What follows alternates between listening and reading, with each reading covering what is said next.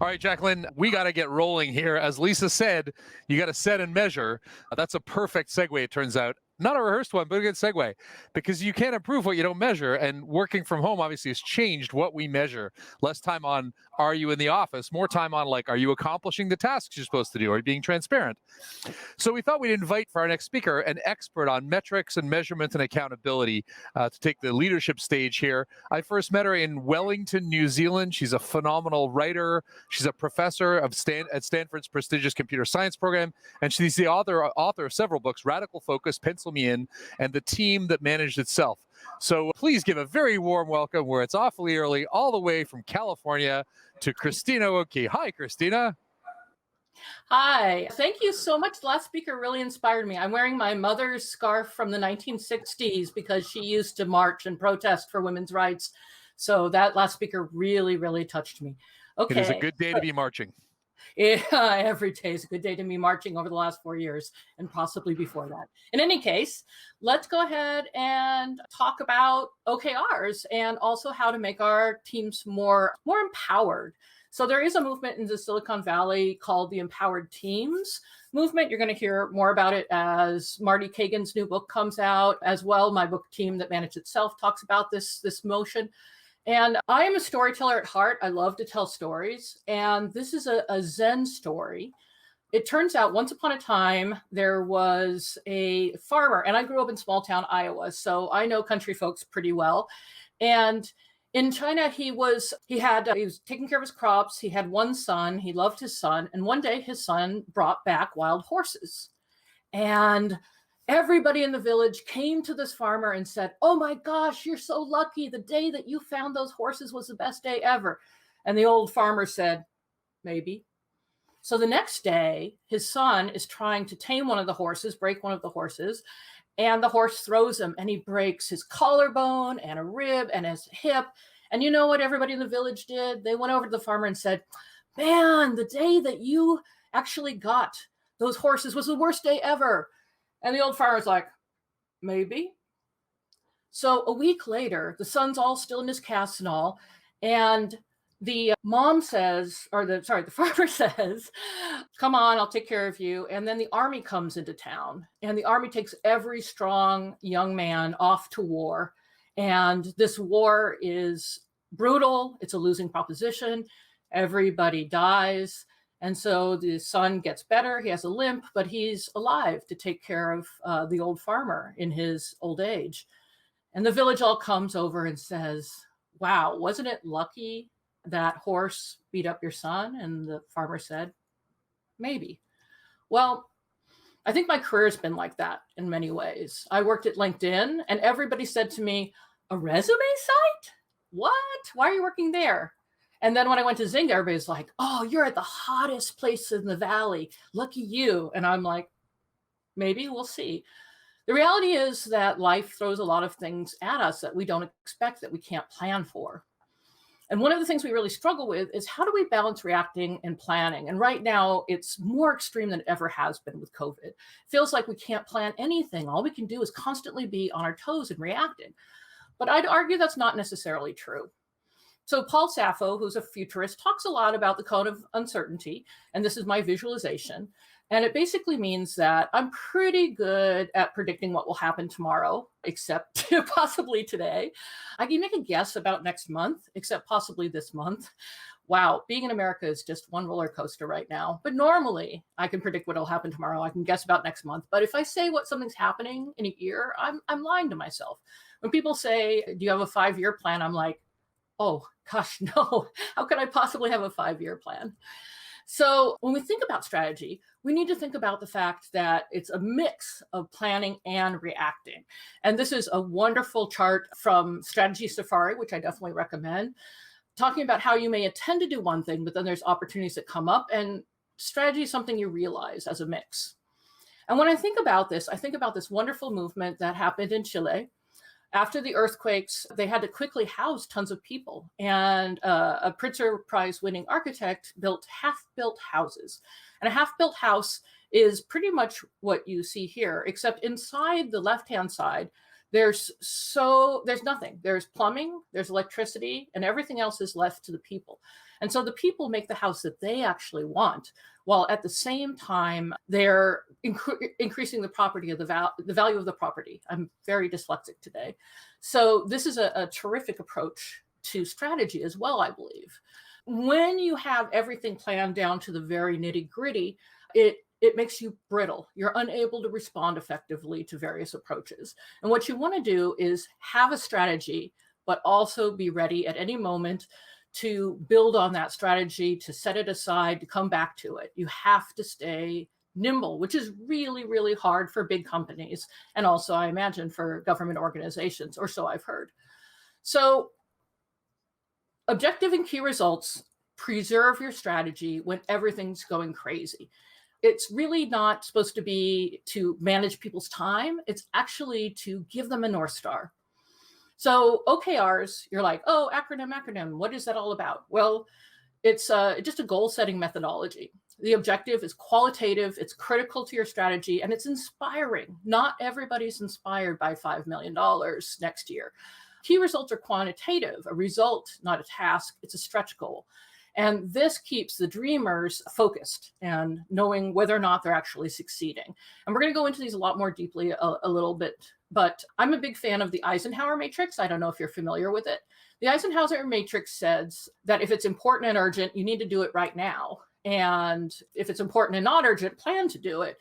And of course, if it's urgent and unimportant, delegate it. And let's be honest, there's a lot of urgent and unimportant stuff that comes in our face because people are yelling about it. Maybe it's important to them. Maybe it doesn't belong to our strategy. And what happens is we drop those important but not urgent things, those things that would speak to our strategy. So OKRs start here in the planet area. I've come up with this very simple model. It's loosely based on BCG's product portfolio strategy, but it's basically how big is the opportunity, how big is the need, and are we serving this group? So, if it's a big opportunity, we're already starting to serve them, let's expand those services. If there's a big opportunity we're not taking care of, let's explore. What can we do for them? Exploit is not the most wonderful term if you think about it, but it's really about explore, exploit, which is computer science philosophy. And then if there's nobody who needs us, we should play exit it. And it's really good to think about what would it be. So the boomers are my big great one. Everybody talks about how they're all getting older. We're going to need more healthcare. Well, we're going to expand here. We're really going to say we need more care programs. We're going to explore, maybe we need new programs. Maybe healthcare is working great where you live. And you know what? Our new program's no longer relevant. Maybe that's not true with boomers, but let's say once upon a time you actually took care of horses and carriages. Maybe it's time to stop supporting horses and carriages. So we use OKRs to really direct people where we need them to be. So I like to start with a mission. Google's mission is pretty well known, right? Back in the day, organize the world's information to make it universally accessible and useful. Amazon has a long mission, sort of ridiculously long, but what they did was smart is that first sentence, that's a sentence you can remember. And then this is a local coffee chain. It's called Phil's. And it's really funny because their mission is to better people's day. And every time I go to Phil's to get a coffee, I like to ask the barista or the cashier, what's your mission? And they all smile, big smiles, and say, we better people's day. They feel good about it. They all know it. They live it. So they're short, clear, inspirational, and memorable. So what you want to do is you want to set your objectives well, right? You want to think about how are we making this like a mission? So examples are your objective might be product is embraced by the marketplace. Platform delights developers and users, become the creative. We're talking about inspiration. And this is really important for people to feel that their work has a meaning. All are short, clear, inspirational, memorable, and time-bound, a lot like a mission, right? Does your objective make you jump out of bed in the morning? Or when you wake up in the morning, you're like, oof, work, hit the snooze button. We don't want that, right? So think of an objective as a mission for 3 months. And I might even argue that a mission is an objective for 5 years. I think every 5 years or so, you probably should relook at your mission. So what's a good key result? So this is my daughter, Amelie. She's now 14, but back then she was, I think, about 7 or 8. And we go to this really fancy restaurant in Hawaii for my birthday. And she takes the napkin and she puts it on her head. And I'm like, Amelie, please don't do that. That is not a hat. And she looks at me and goes, how do you know? And I love that question, mostly because she stopped saying why all the time. But how do you know is a really important question. So how do you know what you should be focusing on? How do you know if you're going to be successful? Well, when I put out my first book, I thought of all these things, like, if it's good, is it ratings? Is it sales? Is it reviews? Is it blog posts, articles, tweets, likes? The reality is some of these are vanity metrics. Like, I love it when people tweet about me, but let's be honest, it doesn't sell books. The way I really need to know about it is the ratings and sales. So you really want to think about results versus tasks. And I see this has got to be the biggest mistake I see people make. They get too into task mindset. And I think part of the problem might be John Doerr's famous Google deck. I'm friends with Rick Clow, who took John Doerr's deck and gave it at a small venture gathering, and they recorded it and it went viral. Everybody's like, I want Google secrets. And this deck has this first one, right? Football GM. And their objective is make money for the owners. Well, there's our first red flag, because gosh, making money for the owners, that does not make me want to jump out of bed in the morning, right? Win the Super Bowl? Yeah, that's definitely a result. Phil stands to 88, that's definitely a result. So this is where it starts to get tricky. The head coach is saying, yes, win the Super Bowl. And how could we do that? Well, here's some metrics that would tell me when I went to the Super Bowl, I was ready to win it, right? It's public relations where I start to get concerned, because they've now turned their KR into objective. Phil stands to 88%. And then they start getting into tasks. Hire 2 colorful players, highlight key players. I just want to point out that they could do both of those results, right? They could do both of them, and yet they might not still win. They might not still fill stands.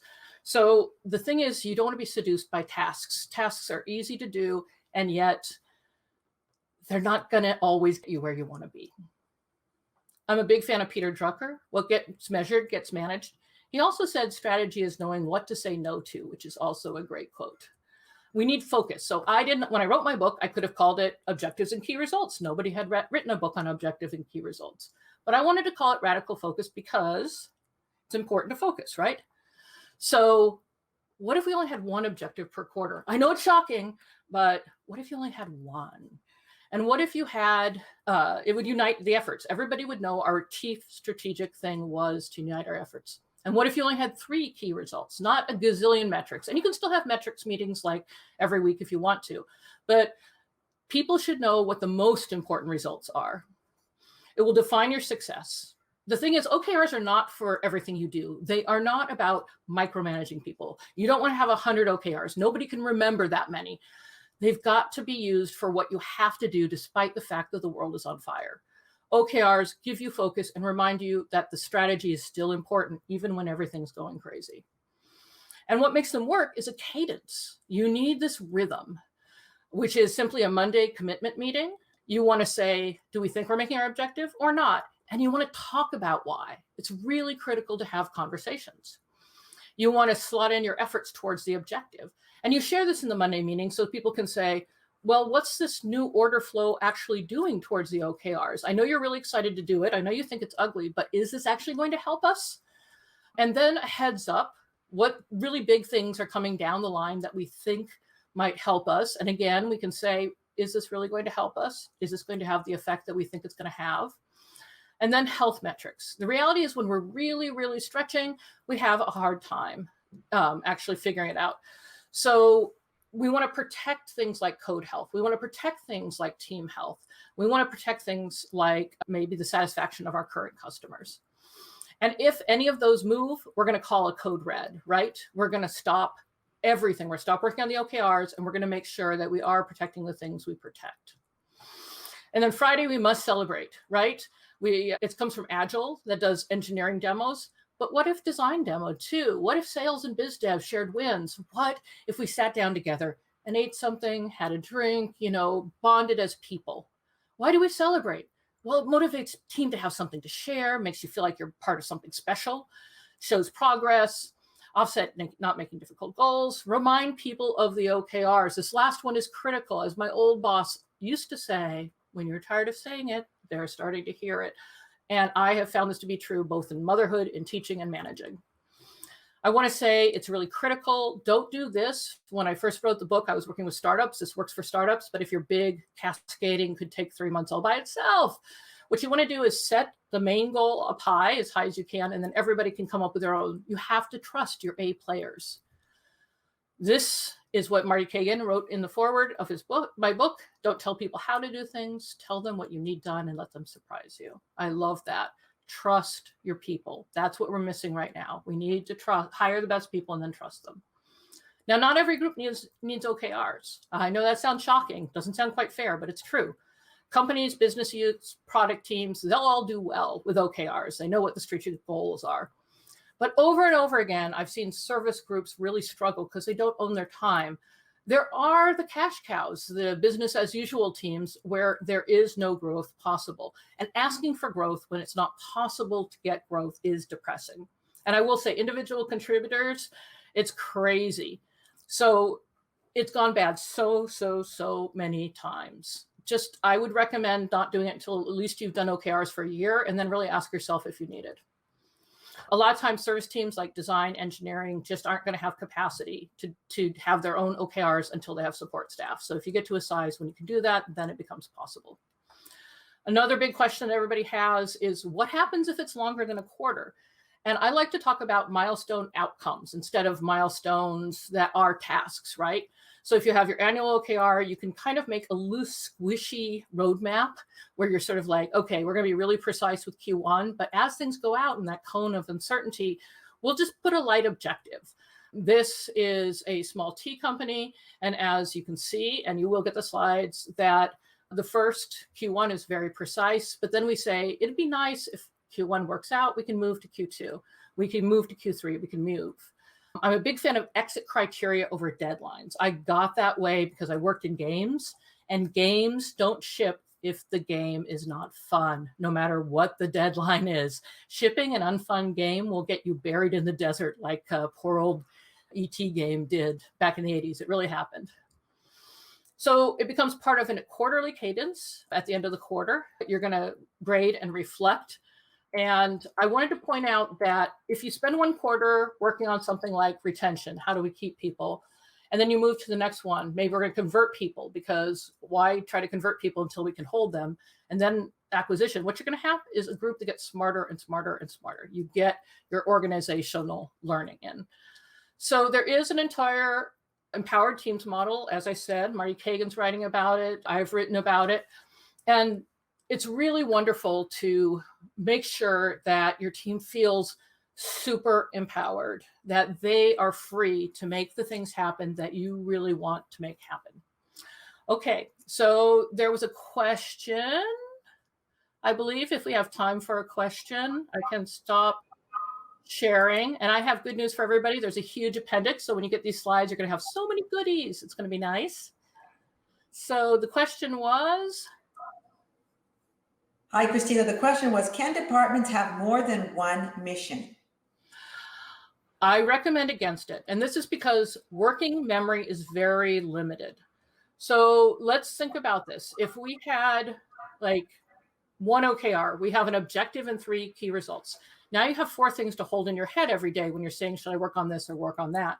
Okay, now we have 2. Now we have 8 things you have to remember, because remember, OKRs aren't one thing, they're 4 things. And you have third ones, it gets exponential really fast.